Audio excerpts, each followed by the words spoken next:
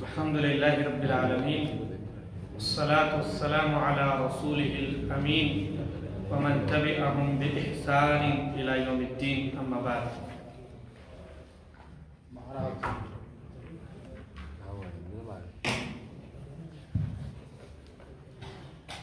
کتاب التوحید کا یہ درس کتاب التوحید کے تیسرے باب پر مشتمل ہے۔ اس باب کا عنوان ہے اس بات کا باب کہ حقیقی موحد بلا حساب جنت میں جائے گا، صفحہ نمبر 30، پیج نمبر 30، تیسرا باب۔ اس باب کا عنوان ہے اس بات کا باب بیان کہ حقیقی موحد، سچا موحد جس نے توحید کے سارے تقاضوں کو پورا کیا ہوگا، وہ شخص بلا حساب جنت میں جائے گا۔ آپ غور کریں توحید کے تعلق سے ہمیں پڑھنا کیوں ضروری ہے۔ ابھی کچھ دنوں پہلے میرے پاس ایک تصویر آئی جو اسی علاقے کی ہے، اس میں بھومی پوجن کیا جا رہا، زمین کی پوجا کی جا رہی ہے، اور وہاں پر کھڑے افراد بعض مسلمان بھی ہیں، ہمارے جاننے والے بھی ہیں۔ تو توحید کس قدر واجب ہے ہم پر، توحید کی عظمت کیا ہے، توحید کے ثمرات و فوائد کیا ہیں، اور توحید نہ ہونے یا اس میں نقص و کمی ہونے کی وجہ سے کیا نقصانات ہو سکتے ہیں، اس بات کی لا علمی شعوری یا غیر شعوری طور پر ہم ایسی چیزوں میں پڑ جاتے ہیں جو کہ کھلا ہوا شرک ہے۔ زمین کی پوجا کھلا ہوا شرک، اس میں شرکت کرنا بہت بڑا گناہ۔ تو ایسی تصویریں بھی آتی ہیں کہ مسلمان ایسی چیزوں میں شرکت کر رہے ہوتے ہیں، اور اس کی وجہ یہی ہوتی ہے کہ توحید سے حقیقی طور پر وہ واقف نہیں ہوتے ہیں۔ اس لیے توحید کا علم بے حد ضروری ہے۔ مسلمان کا اول و آخر توحید ہے، اگر توحید نہ ہو تو پھر اس کا اسلام و ایمان کسی کام کا نہیں رہے گا۔ لہذا اس باب میں یہ بیان کر رہے ہیں کہ ایک سچا موحد بغیر حساب و کتاب کے جنت میں جائے گا۔ کہتے ہیں اس باب کو اس لیے قائم کیا ہے کہ ہم حقیقی موحد بن جائیں۔ جب ہمیں اس بات کا علم ہوگا کہ ایک حقیقی موحد بلا حساب جنت میں جائے گا، تو انسان کے اندر شوق اور جذبہ پیدا ہوتا ہے کہ وہ بھی سچا موحد بن جائے، حقیقی موحد بن جائے، اور یہ چیز ہمارے اوپر واجب ہے اور اس کی طرف ہم راغب ہوں۔ اس لیے اس باب کو قائم کیا۔ تحقیق توحید کا مطلب یہ ہے، کیا مطلب ہوتا ہے اس کا؟ سچا موحد بننا، حقیقی موحد بننا، کیا مطلب اس کا؟ کہ علم، اعتقاد اور خالص پیروی کے ساتھ توحید کو شرک، بدعت اور گناہوں سے پاک و صاف رکھا جائے۔ توحید کا علم ہو، اعتقاد ہو، توحید کے تعلق سے ہمارا عقیدہ درست ہونا چاہیے۔ اسی طریقے سے خالص پیروی، اللہ اور اس کے رسول صلی اللہ علیہ وسلم کی خالص پیروی، اس کے اندر کسی کی شراکت نہ ہو۔ تو ان سب کے ساتھ توحید کو شرک سے، بدعت و خرافات سے اور گناہوں سے پاک رکھا جائے۔ یہ تحقیق توحید ہے کہ ہم نے توحید کو کامل طور پر کر کے دکھایا۔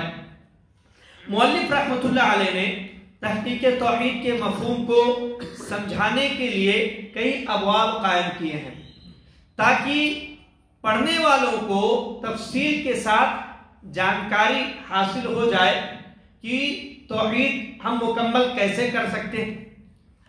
توحید میں پختگی، مضبوطی درج ذیل طریقوں سے آئے گی۔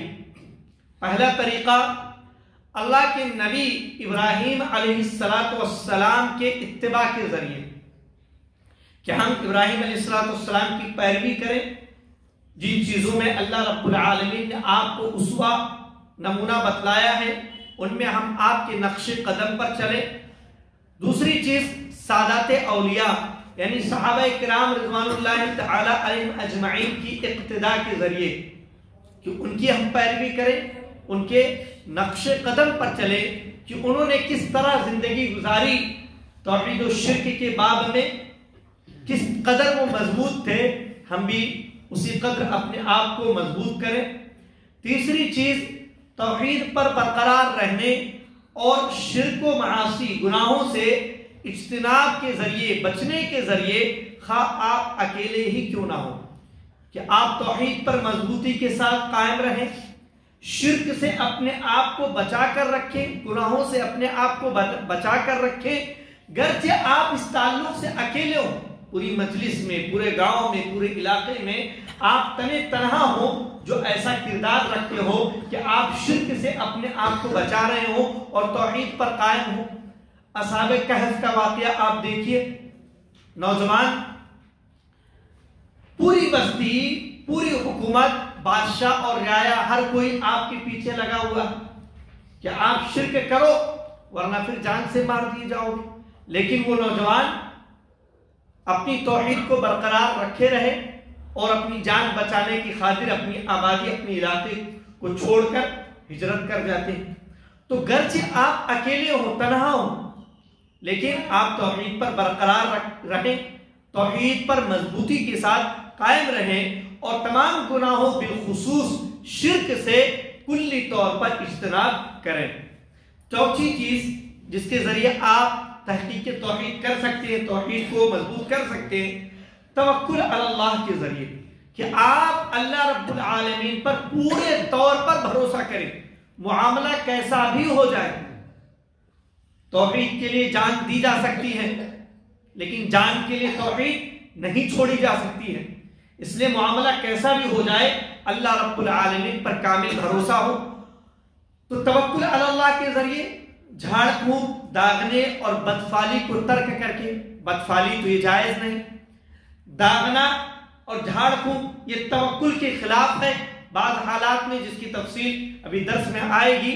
تو ان تمام چیزوں سے آدمی بچے اور اللہ پر اتنا پختہ یقین ہو کہ ان جائز صورتوں کو بھی وہ نہ اپنائے اور چھوڑ دے اللہ رب العالمین پر توکل اختیار کرنے کے لیے۔ اس تعلق سے دلیلیں، پہلی دلیل اللہ تعالیٰ کا یہ فرمان ہے، ان ابراہیم کان امۃ قانتا للہ حنیفا ولم یک من المشرکین، سورہ نحل کی آیت نمبر 120 ہے کہ اللہ رب العالمین فرماتے ہیں بے شک ابراہیم علیہ السلام پیشوا، رہنما، رہبر اور اللہ تعالیٰ کے فرما بردار اور یک طرفہ مخلص تھے، ہر جانب سے کٹ کر آپ اللہ رب العالمین کی طرف تھے، یک طرفہ، ہر جانب سے کٹ کر صرف اللہ رب العالمین کی طرف، اور مخلص تھے آپ اللہ کے لیے، اس کے اندر ملاوٹ نہیں تھی کہ کہیں اور بھی تھوڑا سا منہ مار لیا جائے اور اللہ کی طرف بھی کچھ کر لیا جائے، مشرکین مکہ کی طرح ایسا نہیں، وہ مشرکین میں سے نہیں تھے۔ اللہ رب العالمین نے آپ کے تعلق سے واضح اعلان کیا کہ مشرکین میں سے نہیں تھے۔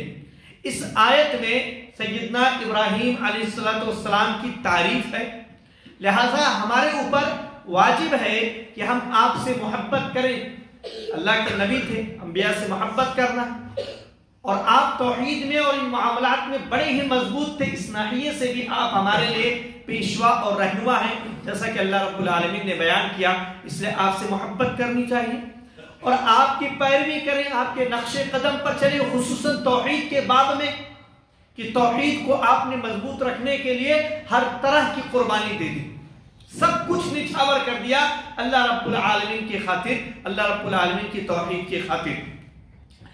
ہم جس قدر ان کی پیروی کریں گے، نقش قدم پر چلیں گے، اسی قدر ہم بھی درج ذیل اوصاف سے متصف ہو سکیں گے۔ ابراہیم علیہ السلام کے اندر جو صفات تھیں، جو اوصاف تھے، ہم ان کی پیروی کریں گے تو وہ صفات ہم اپنے اندر بھی پیدا کر سکیں گے۔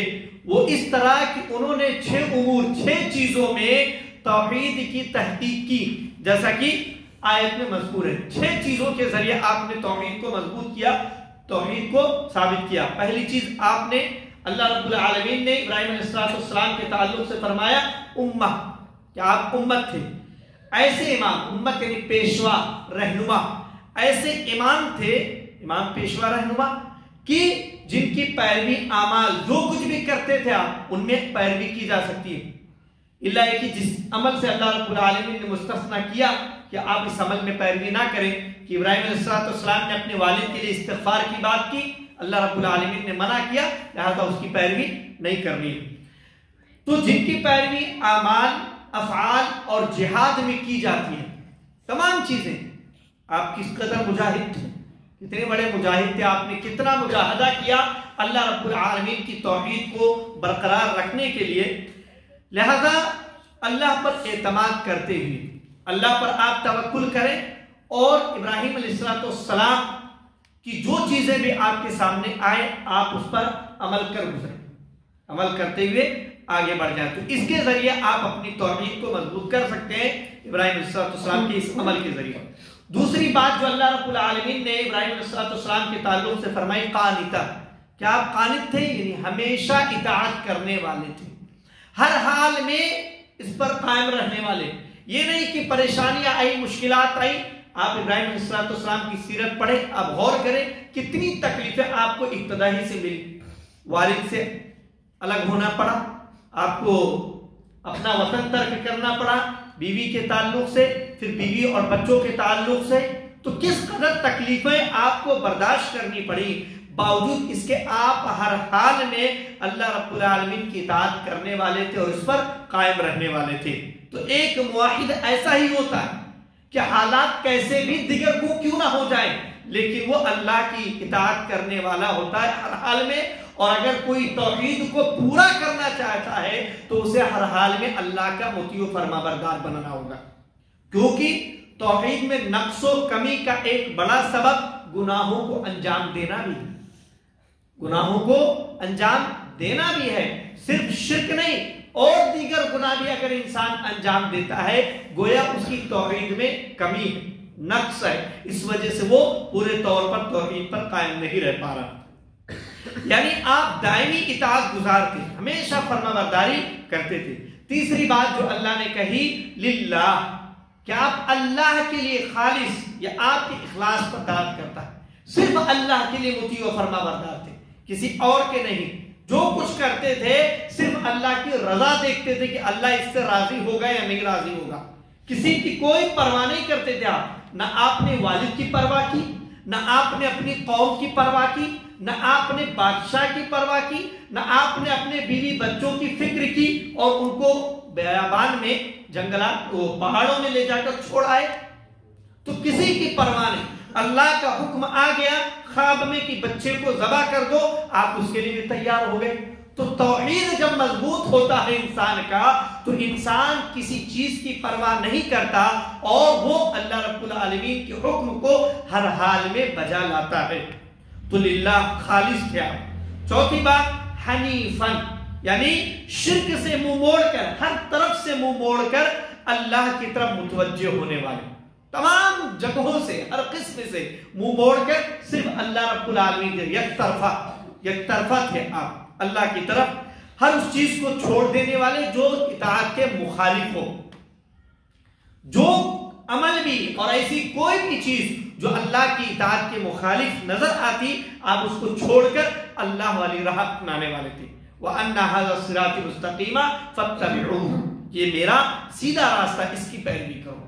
دوسرے راہوں پر وَلَا تَتَّبِعُوا السُّبُلَ فَتَفَرَّقَ بِكُمْ عَنْ سَبِيلِهِ، دوسری راہوں پر نہ چلو ورنہ وہ راہیں تمہیں اللہ کی راہ سے بھٹکا دیں گی، اللہ کی راہ سے ہٹا دیں گی۔ تو اللہ کے ایک راستے پر چلنا، اسی پر چلنا، یہ توحید کو ثابت کرنا ہے۔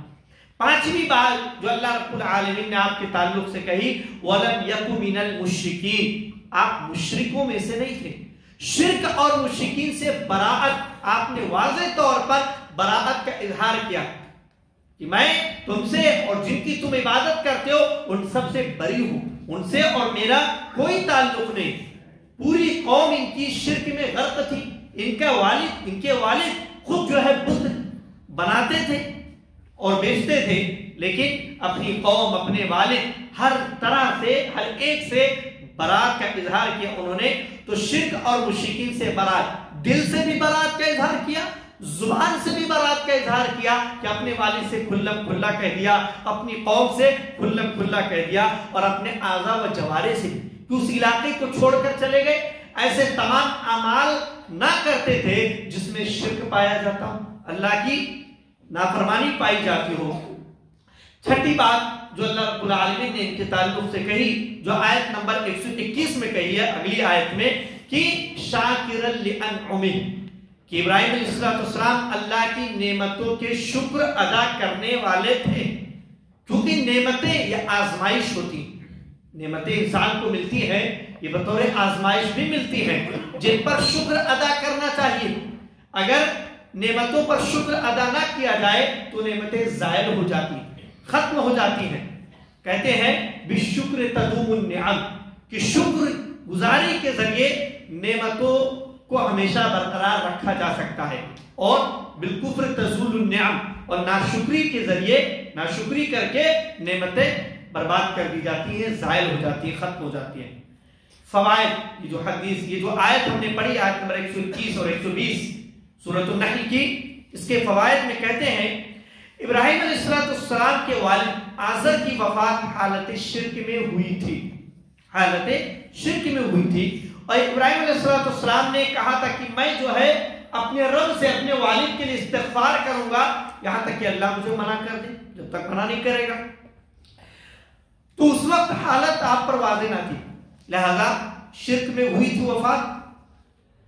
پھر جب اللہ رب العالمین نے بیان کر دیا فلما تبین له انه عدو للہ تبرأ منہ، کہ جب ان پر یہ بات ظاہر ہو گئی، ابراہیم علیہ السلام پر یہ بات واضح ہو گئی کہ وہ اللہ کا دشمن ہے، عدو للہ، اللہ کا دشمن، ہر مشرک، ہر شرک کرنے والا اللہ کا دشمن ہے، لہذا جب یہ بات واضح ہو گئی تبرأ منہ، تو وہ اس سے بے تعلق ہو گئے۔ والد ہے، خونی رشتہ ہے، لیکن اللہ کا معاملہ جب آ گیا تو ان سے بے تعلق ہو گئے، کوئی تعلق نہیں۔ آپ اسی طرح غور کریں کہ نوح علیہ السلام کے والدین مومن تھے، لہذا انہوں نے دعا کی رب اغفر لی ولوالدی، کہ اے میرے رب مجھے اور میرے والدین کو بخش دے۔ مومن تھے اس لیے انہوں نے مغفرت کی دعا کی، لہذا مومن کے لیے مغفرت کی دعا کی جا سکتی ہے، غیر مومن کے لیے مغفرت کی دعا نہیں کی جا سکتی ہے۔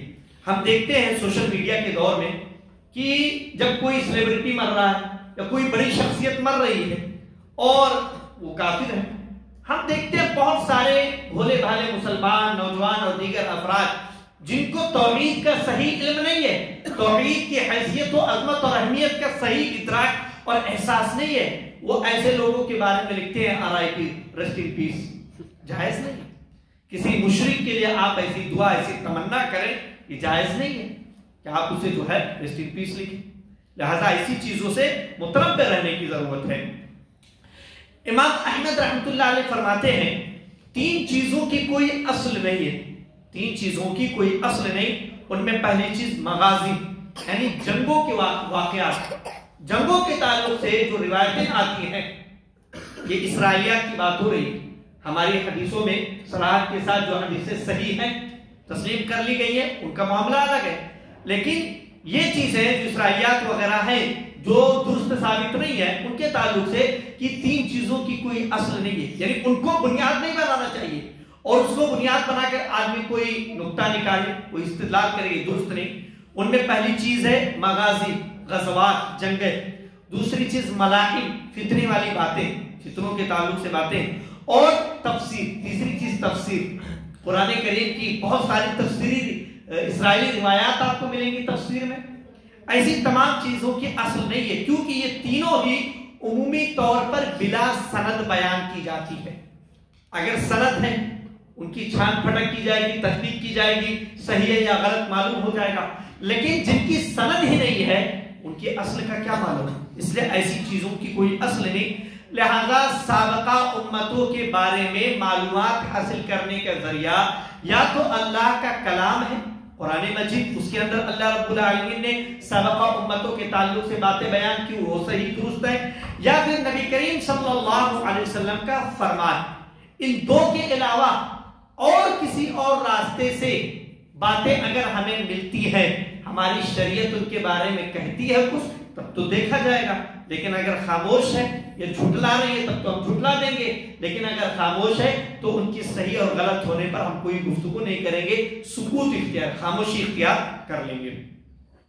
دوسری دلیل اللہ تعالیٰ کا فرمان ہے وَالَّذِينَ هُمْ بِرَبِّهِمْ لَا يُشْرِكُونَ، جو اپنے رب کے ساتھ کسی کو شریک نہیں ٹھہراتے ہیں۔ اللہ نے کہا لا یشرکون، شریک نہیں ٹھہراتے۔ شرک یہاں اپنے عام معنی میں شرک کی جتنی صورتیں، شرک اکبر ہو، شرک اصغر ہو، اور جتنی صورتیں ان کی بنتی ہیں سب اس میں شامل و داخل ہیں، کیونکہ اللہ کے نیک بندے تحقیق توحید کے لیے شرک سے اجتناب کرتے ہیں۔ اللہ کے جو نیک بندے ہیں وہ تمام گناہوں سے تو بچتے ہیں، لیکن بالخصوص شرک سے بچتے ہیں، کیونکہ توحید میں سب سے بڑی رکاوٹ وہ شرک ہے، سب سے بڑی رکاوٹ اور سب سے بڑا ضد جو ہے وہ شرک ہے، لہذا شرک سے بالخصوص بچتے ہیں۔ لیکن اس کا یہ مطلب قطعی نہیں، اس کا یہ مطلب ایسا نہیں کہ وہ شرک سے بچتے ہیں یعنی وہ گناہ نہیں کرتے، کہ ان سے معاصی یعنی گناہ کا صدور نہیں ہو سکتا، ایسا نہیں کہ ان سے گناہ نہیں ہوتا۔ اللہ کے جو بندے ہیں جو ایمان رکھتے ہیں اللہ پر، ان سے گناہ نہیں ہو سکتا، ایسا نہیں ہے، بلکہ گناہ ہو سکتا ہے، کیونکہ ہر بنی آدم، ہر انسان گنہگار ہے، معصوم نہیں ہے کہ اس سے گناہ نہیں ہوگا۔ ہاں جب ان سے کوئی گناہ سرزد ہوتا ہے، اللہ کے بندے جو ہیں جب ان سے کوئی گناہ سرزد ہوتا ہے تو وہ اپنے رب کے حضور، اپنے رب کے دربار میں توبہ استغفار کرتے ہیں، نہ کہ اس پر مصر رہتے، ڈٹ نہیں جاتے کہ کوئی گناہ ہو گیا اس پر ڈٹ گئے اور اس کو کرتے ہی رہے، بلکہ شرک سے بچتے ہیں۔ گناہ ہوتے ان سے، گناہ ہوتے ہی انہیں جب احساس ہوتا ہے فوراً اللہ رب العالمین کی بارگاہ میں توبہ و استغفار کر کے اپنے گناہوں کی مغفرت طلب کر لیتے ہیں، ان گناہوں پر اڑ نہیں جاتے، ہٹ دھرمی کا مظاہرہ نہیں کرتے، احساس ہوتے ہی فوراً اللہ سے رجوع کر لیتے ہیں۔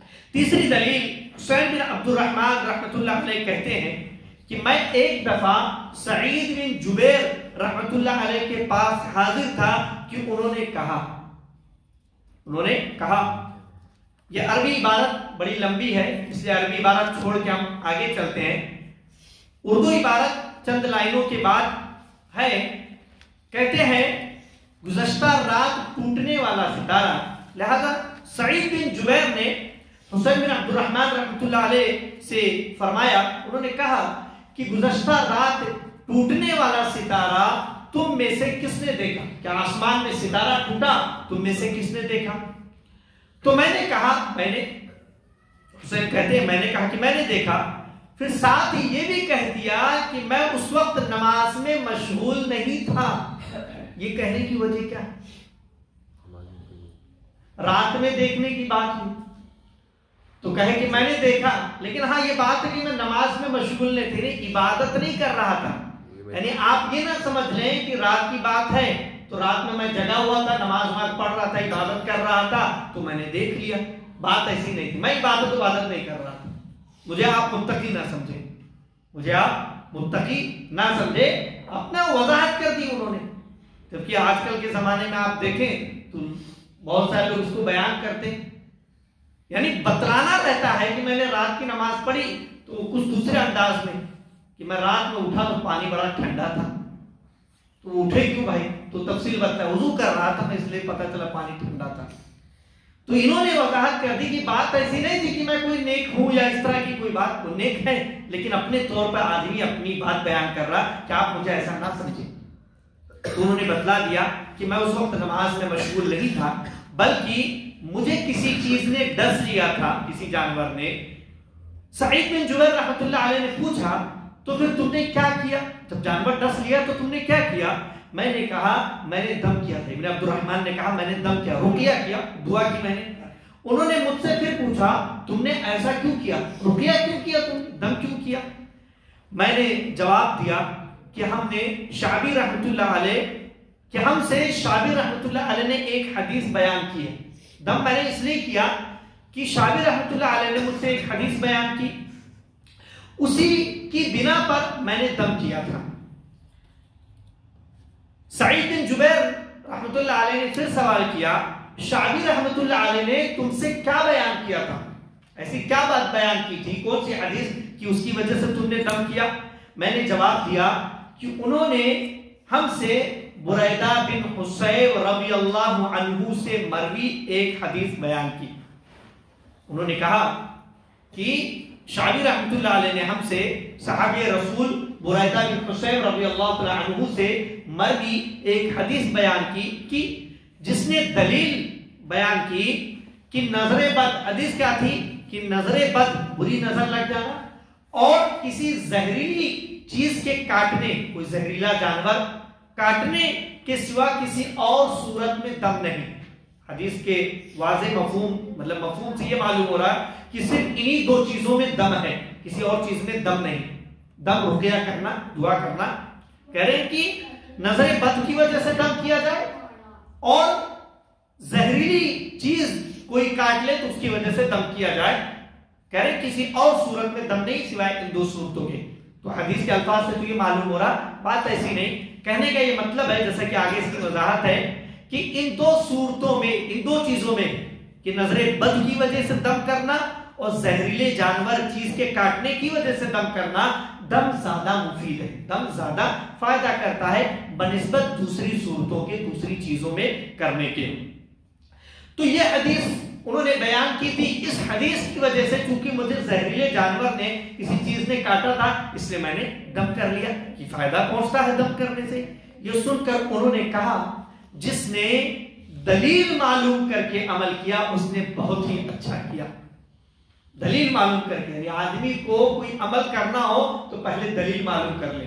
دلیل معلوم کر کے عمل کرنا آدمی کے نفس کو سکون ملتا ہے، آدمی مطمئن ہو جاتا ہے کہ ہاں بھائی یہ واضح، یہ حلال ہے، یہ حرام ہے، ایسا کرنا ایسا نہیں کرنا ہے، واضح بات آ جاتی ہے. تو دلیل معلوم کر کے جس نے کیا اس نے بہت ہی اچھا کیا. البتہ ہمیں ابن عباس رضی اللہ عنہما نے نبی کریم صلی اللہ علیہ وسلم کی حدیث سنائی. یہ بات کون کہہ رہے ہیں؟ یہ بات کہہ رہے ہیں سعید بن جبیر رحمۃ اللہ علیہ ابن عبد الرحمن سے کہ آپ نے تو یہ بات کہی امام شافعی کے حوالے سے کہ انہوں نے بریدہ بن حصیب کی روایت بیان کی، لیکن ہم سے عبداللہ بن عباس رضی اللہ عنہما نے یہ بات بیان کی. کیا بیان کی انہوں نے کہ میرے سامنے، کہ اللہ کے رسول کی حدیث بیان کی کہ اللہ کے رسول صلی اللہ علیہ وسلم نے فرمایا میرے سامنے بہت سی امتیں پیش کی گئی، محشر کے میدان میں بہت سی امتیں پیش کی گئی. میں نے دیکھا کہ کسی نبی کے ساتھ تو بہت بڑی جماعت ہے، ایک نبی آ رہے ہیں اور ان کے ساتھ بہت بڑی جماعت ہے، اور کسی کے ساتھ تو ایک مختصر سی جماعت ہے، کم لوگ ہیں، تھوڑے لوگ ہیں. اور میں نے ایک نبی ایسا بھی دیکھا جس کے ساتھ کوئی ایک بھی امتی نہیں تھا. نبی آیا، اس نے دعوت و تبلیغ کی، لیکن کوئی ایک بندہ بھی اس پر ایمان نہیں لایا. ایسا بھی تھا. تو فالوور کے حساب سے آدمی کو نہیں دیکھا جاتا. فالوور کے حساب سے دیکھیں تب تو اس نبی کی کہے تو کوئی حیثیت نہیں رہی، بھائی کوئی ایک بھی ماننے والا ہی نہیں ملا ان کو. تو آدمی دیکھے کہ حق کہاں ہے، حق کہاں ہے. باطل کے فالوور زیادہ ہی ہوتے ہیں. تو کوئی ایک بھی امتی نہیں تھا. اسی اثنا میں، اسی دوران میرے سامنے ایک بہت بڑی جماعت نمودار ہوئی، سامنے آئی ایک جماعت. میں نے سمجھا کہ یہ میری امت ہے، لیکن مجھ سے کہا گیا کہ یہ حضرت موسیٰ علیہ السلام اور ان کی امت ہے، کہ موسیٰ آ رہے ہیں اور ان کی امت آ رہی ہے. پھر میں نے ایک اور بہت بڑی جماعت دیکھی، مجھے بتایا گیا کہ یہ آپ کی امت ہے، سب سے بڑی جماعت بتایا گیا کہ یہ آپ کی امت ہے، اور ان میں 70,000 افراد ایسے ہیں جو بغیر حساب اور بغیر عذاب کے جنت میں داخل ہوں گے. ان کو ان کا حساب نہیں ہوگا اور انہیں کسی قسم کا کوئی عذاب نہیں دیا جائے گا، اس کے بغیر وہ جنت میں داخل کر دیے جائیں گے. پھر آپ صلی اللہ علیہ وسلم اٹھے اور گھر تشریف لے گئے، گھر کے اندر گئے. صحابہ کرام رضی اللہ عنہم اجمعین ان خوش نصیب 70,000 افراد کے بارے میں قیاس آرائیاں کرنے لگے، سوچنے لگے تو 70,000 کون ہوں گے، کیسے اعمال والے ہوں گے. بعض نے کہا شاید یہ وہ لوگ ہوں گے جنہیں نبی صلی اللہ علیہ وسلم کا ساتھی ہونے کا شرف حاصل ہوا، جو نبی کے ساتھی ہیں ان کے بارے میں کہ وہ ایسے لوگ ہوں گے. تو کچھ لوگوں نے کہا شاید یہ وہ لوگ ہوں گے جو عہد اسلام میں پیدا ہوئے، زمانہ اسلام میں پیدا ہوئے. یعنی ایسا نہیں رہا کہ پہلے وہ کافر تھے پھر اسلام لائے، بلکہ مسلمان ہی پیدا ہوئے، ایسے لوگ ہوں گے. اور انہوں نے اللہ کے ساتھ کسی کو شریک نہیں ٹھہرایا، کبھی شرک نہیں کیا ہوگا. اس کے علاوہ انہوں نے کچھ اور باتیں بھی، صحابہ نے آپس میں اور بھی باتیں کی کہ ایسے ہوں گے ویسے ہوں گے، وہ لوگ ہوں گے وہ لوگ ہوں گے۔ اتنے میں حضرت صلی اللہ علیہ وسلم تشریف لے آئے تو صحابہ رضی اللہ عنہم نے آپ کو اپنی آراء سے، اپنی باتوں سے آگاہ کیا کہ ہم ایسا ایسا سوچ رہے ہیں۔ تو آپ نے فرمایا یہ وہ لوگ ہیں جو نہ دم کرواتے ہیں۔ کون لوگ ہیں یہ 70,000؟ دم نہیں کرواتے، دم کہ مجھ پر دم کر دو، رقیہ کر دو، دعا پڑھ دو، دم نہیں کرواتے، نہ اپنے جسم داغتے۔ پہلے زمانے میں علاج کا ایک طریقہ داغنا رہتا تھا کہ داغ کر علاج کیا جاتا تھا۔ نہ بدفعلی لیتے، برا شگون، بدشگونی لینا یہ بھی نہیں کرتے۔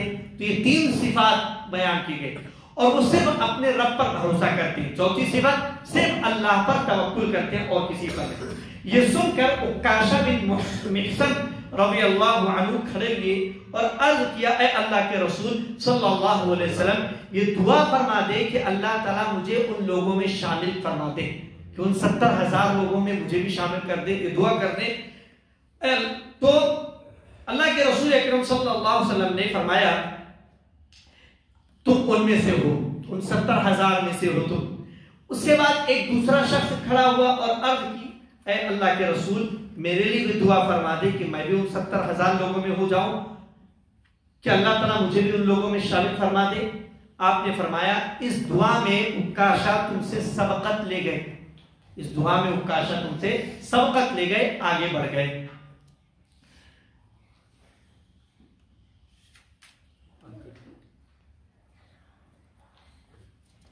اگلے صفحے پر حدیث کے جو الفاظ آئے ہوئے ہیں، اس حدیث کے بعد الفاظ کے معانی بیان کیے گئے جن کی ہمیں ضرورت نہیں ہے، اور بعض مفید چیزیں بھی ہیں جن کو ہم پڑھتے ہیں۔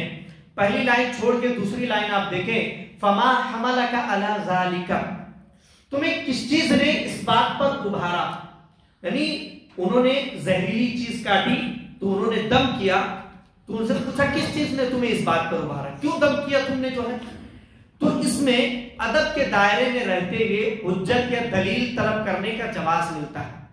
آدمی اپنے والد سے، بڑے سے، کسی اور سے پوچھے تم نے ایسا کیوں کیا، کیا وجہ تھی، تو ادب کے دائرے میں رہتے ہوئے آدمی پوچھ سکتا ہے دلیل، اس کی دلیل کیا ہے۔ ورنہ بہت سارے لوگ کہتے ہیں حضرت جی نے فرما دیا، بات ختم، اب پوچھنے کی ضرورت نہیں ہے۔ بات ایسی نہیں، یہاں دیکھیے صحابی ہیں، تابعی ہیں، ایسے افراد ہیں اور وہ پوچھ رہے ہیں دلیل، تو ادب کے دائرے میں رہتے ہوئے دلیل پوچھنے کا جواز ہے۔ اگلی لائن لا رقیۃ الا من عین او حما، یعنی کوئی بھی جھاڑ پھونک بشرطے کی شرعی ہو، شرعی طریقے اصول و ضابطے سے ہو، اتنی مؤثر نہیں جتنی وہ نظر بد اور زہریلے جانور کے زہر اتارنے میں کارگر ہے۔ وہاں لفظ سے یہ معلوم ہو رہا تھا کہ جھاڑ پھونک رقیہ جو ہے صرف انہی 2 چیزوں میں ہے، بات ایسی نہیں، مطلب کارگر یعنی مفید، کام آنے والی ان دونوں میں زیادہ ہے۔ جھاڑ پھونک جو ہے ان 2 چیزوں میں، نظر بد میں اور کوئی زہریلی چیز کاٹ لے اس میں دم کرنا، رقیہ کرنا، یہ زیادہ مفید ہے بنسبت دوسری چیزوں کے۔ ہاں یہ یاد رہے کہ اس کے علاوہ چیزوں میں بھی شرعی جھاڑ پھونک رقیہ کرنا جائز ہے۔ اس کے بعد 2 لائنیں چھوڑ کے لا یسترقون، لا یسترقون حدیث میں کہا گیا کسی سے یہ نہیں کہتے کہ پڑھ کر میرے اوپر دم کر دو۔ ان 70,000 لوگوں میں کون شامل ہوں گے؟ ان کی جو صفات بیان کی گئی، ان صفات میں سے ایک صفت یہ لا یسترقون، وہ دم کرنے کو نہیں کہتے۔ بیمار ہیں، ضرورت ہے کچھ تو کہتے نہیں ہے کسی سے کہ مجھ پر دم کر دو، تو کسی سے یہ نہیں کہتے کہ پڑھ کر میرے اوپر دم کر دو۔ کیوں نہیں کہتے؟ مندرجہ ذیل امور کی وجہ سے، ان باتوں کی وجہ سے۔ اگر کوئی کہہ دے کہ مجھ پر دم کر دو تو اس کا شمار 70,000 میں نہیں ہوگا، وہ 70,000 بلا حساب کتاب عذاب کے داخل ہونے والوں میں وہ شامل نہیں ہو سکے گا۔ پہلی بات اللہ تعالیٰ کے اوپر مضبوط اعتماد کی وجہ سے، کہ وہ کسی اور سے نہیں کہتے کہ مجھ پر دم کر دو، خود ہی دعا کرتے ہیں جو کرتے ہیں، علاج کرتے ہیں، اللہ پر پکا یقین ہے کہ اللہ رب العالمین ہی شفا دے گا، اس لیے کسی اور سے نہیں کہتے۔ دوسری بات، غیر اللہ کے علاوہ کسی اور کے سامنے اپنی عزت نفس کی حفاظت کی خاطر کہ میں اللہ کے علاوہ کسی اور سے کیوں کہوں، میں اللہ کے علاوہ کسی اور سے کیوں کہوں؟ میں اپنی عزت نفس کو بچا کے رکھوں، اللہ کے علاوہ میں کسی اور کے سامنے نہیں جھکوں گا، کسی اور سے نہیں کہوں گا۔ تیسری بات، اور اس لیے کہ قلب کا تعلق، دل کا تعلق غیر اللہ سے قائم نہ ہو جائے۔ آدمی نے کسی کو کہا مجھ پر دعا کر دو، انہوں نے دعا کر دی اور شفا مل گئی۔ شفا کیسے ملی وہ اللہ بہتر جانتا ہے، لیکن آدمی کو یہ احساس ہوا ممکن ہے ان کی دعا کی وجہ سے اللہ نے شفا دی، لیکن دل میں خیال آ جاتا ہے کہ بندہ بڑا مستجاب الدعوات ہے، اس کی دعائیں قبول ہوتی، لہذا اب اس سے دعائیں کرواتے رہو۔ تو اللہ کو چھوڑ کر ایک طرح سے بندے کا دل کسی اور سے لگ گیا، اس سے بچنے کے لیے کہتے ہیں اگلی لائن میں لا یرقون، وہ دم نہیں کرتے، لا یرقون دم نہیں کرتے۔ ایک روایت میں یہ لفظ ہے دم نہیں کرتے، تو یہ جو روایت ہے یہ روایت صحیح نہیں ہے۔ خود سے دم کر لیتے اپنے اوپر، کہنا یہ منع، اگر منع نہیں، منع اس طور پر کہ اگر کوئی کہتا ہے تو 70,000 لوگوں میں شامل نہیں ہوگا، لیکن خود سے دم کرنا اگر آدمی کرتا ہے تو اس کی وجہ سے آدمی 70,000 سے باہر نہیں نکل جائے گا۔ تو ایک روایت میں لا یرقون دم نہیں کرتے، وہ روایت صحیح نہیں ہے، جیسا کہ شیخ الاسلام نے کہا ہے، کیونکہ نبی کریم صلی اللہ علیہ وسلم خود پر دم کیا کرتے تھے، اور جبریل علیہ السلام اور عائشہ رضی اللہ عنہا نے آپ کے اوپر دم کیا تھا، اور اسی طرح صحابہ کرام دم کیا کرتے تھے۔ کہتے ہیں دوسروں سے جھاڑ پھونک کروانے کے سلسلے میں لوگوں کے کئی اقسام ہیں۔ کسی سے ہم کروائیں تو اس کی کئی صورتیں بنتی ہیں۔ پہلی، کسی سے کہے کہ وہ اس پر دم کر دے، اس شخص سے کمال فوت ہو گیا، بندے نے خود کہا کہ مجھ پر دم کر دیجئے، رقیہ کر دیجئے، تو کمال فوت ہو گیا۔ کمال فوت ہو گیا یعنی وہ 70,000 افراد میں سے خارج ہو گیا، اس نے خود کہا کہ مجھ پر دم کر دو تو وہ خارج ہو گیا۔ دوسری صورت، کوئی خود سے دم کرنے کے لیے آئے تو اس کو نہ روکے، کوئی بیمار ہے میں اس کے پاس گیا اور اس پر دعا وغیرہ کر دیا تو روکے نہ، مریض جو ہے وہ روکے نہ، اس سے کمال فوت نہیں ہوگا، ایسے شخص سے کمال فوت نہیں ہوگا، کیونکہ اس نے طلب نہیں کیا، خود نہیں کہا تھا کہ مجھ پر دم کر دو، بلکہ کسی نے اس پر دم کیا۔ تو کوئی اس پر دم کرے اس وجہ سے نہیں، بلکہ طلب کرے گا اگر کہ مجھ پر دم کرو تو کمال فوت ہوگا، یعنی 70,000 میں وہ شامل نہیں ہوگا۔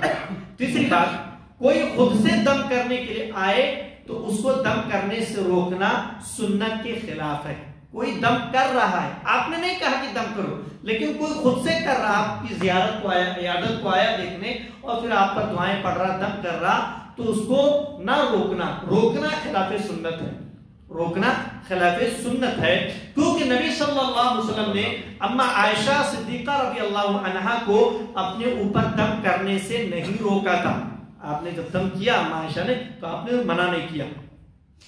اسی طریقے سے حدیث میں ولا یکتوون، کسی دوسرے سے داغنے کو نہیں کہتے، داغنے والا جو علاج ہے وہ نہیں کرواتے، داغنے والا علاج نہیں کرواتے، علاج کر سکتے ہیں لیکن اگر کرتے ہیں تو کمال فوت ہو جائے گا، یعنی 70,000 میں شمار نہیں ہوگا۔ ولا یتطیرون، تطیر عربی زبان بدشگونی کو کہتے، برا فال لینا، برا خیال، بدشگونی لینے کو کہتے ہیں، خواہ وہ کسی دکھنے والی چیز سے ہو، سامنے سے کالی بلی گزر گئی، آدمی برا سوچ لیا میرا کام بگڑ جائے گا، یا سنائی دی جانے والی الو کی آواز سن لیا کسی نے کہا کہ اب تو کام بگڑ جائے گا، یا ایک متعین جگہ، کسی جگہ کو آدمی بدفالی لے لے، یہ دکان منحوس ہے، اس دکان میں کاروبار نہیں ہوتا، یا جگہ یا وقت کو آدمی بدفال سمجھ لے، جیسے سفر کے مہینے کو بہت سارے لوگ کہتے ہیں کہ سفر کا مہینہ منحوس ہے، جبکہ ایسی کوئی بات نہیں ہے، تو بدفالی نہیں لیتے ہیں، اور حکم کے اعتبار سے ایسا کرنا شرک ہے، یعنی بدفالی لینا یہ شرک اصغر ہے، بدفالی لینا شرک اصغر ہے۔